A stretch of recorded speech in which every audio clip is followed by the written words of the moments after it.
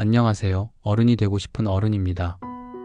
오늘은 우리가 일상에서 문제를 만났을 때 그 문제의 본질을 생각해 보는 게 왜 중요한지 이야기해 보려고 해요. 저는 사실 문제를 직면하면 짜증이 먼저 났습니다. 왜 이렇게 세상이 나를 힘들게 하지? 왜 이런 일이 나한테만 일어나는 거야? 이런 식으로 말이죠. 그런데 머리로는 알고 있었습니다. 이렇게 감정적으로 반응한다고 해서 문제 해결에는 아무런 도움이 되지 않는다는 걸요. 그럼에도 불구하고 짜증나는 걸 어쩌겠습니까? 화가 치밀어 오르는데 참는 게 쉽지가 않더라고요. 어느 날은 문득 이런 생각이 들었습니다. 도대체 왜 내가 이렇게 짜증이 나는 걸까?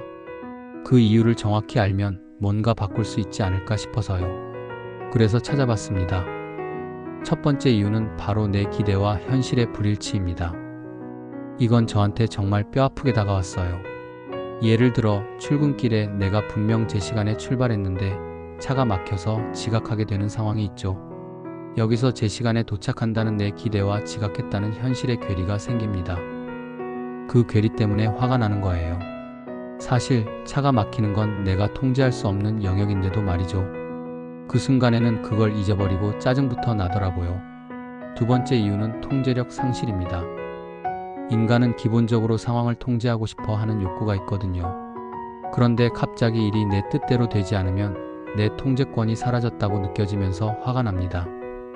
예를 들어 중요한 발표를 준비했는데 컴퓨터가 갑자기 고장 나버리는 상황이 그렇죠. 내가 아무리 준비를 잘했더라도 내 손을 떠난 상황이 발생하면 무력감과 함께 화가 나는 거예요. 이 외에도 여러 가지 이유가 있었어요.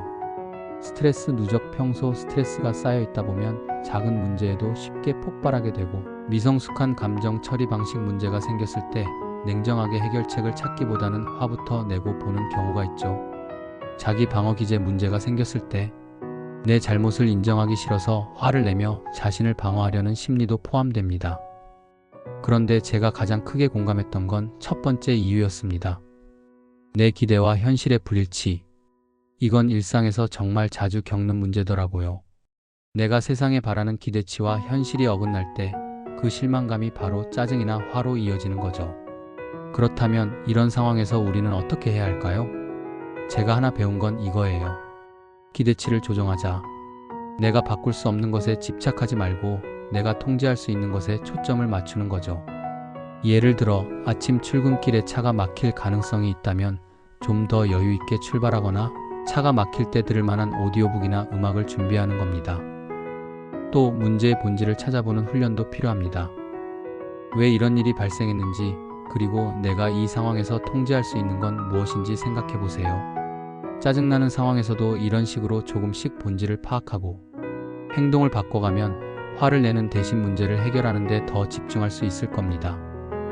오늘은 이렇게 문제를 직면했을 때 우리가 왜 짜증이 나는지, 그리고 그 본질을 생각해 보는 게 왜 중요한지에 대해 이야기해 봤습니다. 혹시 여러분도 비슷한 경험이 있다면 댓글로 나눠주세요. 어떤 문제 상황에서 짜증이 났고 그걸 어떻게 극복했는지 함께 이야기해 보고 싶습니다. 저는 여전히 미숙하지만 이렇게 문제의 본질을 찾으면서 조금씩 나아가고 있습니다. 끝까지 들어주셔서 감사드리고요. 다음 영상에서 또 뵙겠습니다. 감사합니다. 어른이 되고 싶은 어른이었습니다.